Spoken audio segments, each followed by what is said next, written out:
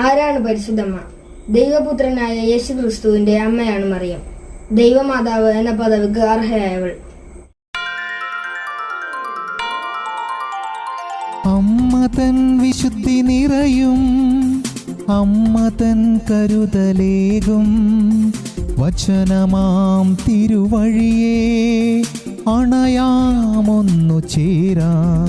ജപമാല കൂട്ട്, ജപമാല കൂട്ട്, ജപമാല കൂട്ട്, ജപമാല കൂട്ട്.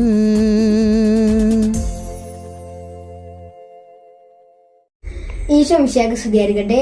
ജപമാലക്കൂട്ട് എന്ന ഈ പ്രോഗ്രാമിലേക്ക് എല്ലാവർക്കും സ്വാഗതം. ആരാണ് പരിശുദ്ധമ്മ? ദൈവപുത്രനായ യേശുക്രിസ്തുവിന്റെ അമ്മയാണ് മറിയം. ദൈവമാതാവ് എന്ന പദവിക്ക് അർഹയായവൾ. ദൈവത്തിന്റെ രക്ഷാകര പദ്ധതിയിൽ ഇതാ കർത്താവിന്റെ ദാസി, നിന്റെ വചനം പോലെ എന്നിൽ ഭവിക്കട്ടെ എന്ന് പറഞ്ഞ് സ്വയം സമർപ്പിച്ച് വിനയത്തിന്റെയും അനുസരണത്തിന്റെയും പ്രതീകമായവൾ. പരിശുദ്ധ എന്ന വാക്ക് എന്തുകൊണ്ടാണ് മറിയത്തിന്റെ മുമ്പിൽ ചേർക്കുന്നത് എന്ന് നമുക്ക് നോക്കാം. ബൈബിളിൽ ഗബ്രിയേൽ ദൂതൻ അവളെ സംബോധന ചെയ്യുന്നത് ഇപ്രകാരമാണ്: കൃപ നിറഞ്ഞവളെ സ്വസ്തി. ഇത് സൂചിപ്പിക്കുന്നത് പാപക്കറയേൽക്കാത്ത ഒരു ജീവിതമാണ് ദൈവം അവൾക്കായി ഒരുക്കിയത് എന്നാണ്. മറിയം ഗർഭം ധരിച്ച നിമിഷം മുതൽ അവളുടെ മരണം വരെ ദൈവകൃപയിൽ നിലനിന്ന ഒരു ജീവിതമായിരുന്നു. അതുകൊണ്ടാണ് സഭ അവളെ പാപമില്ലാത്ത ഉത്ഭവം ഉള്ളവളായി പ്രഖ്യാപിച്ചത്. അതുകൊണ്ട് പരിശുദ്ധ അമ്മ അനുസരണത്തിന്റെയും വിനയത്തിന്റെയും മാതൃകയും നമ്മുടെ അമ്മയും ആണ്.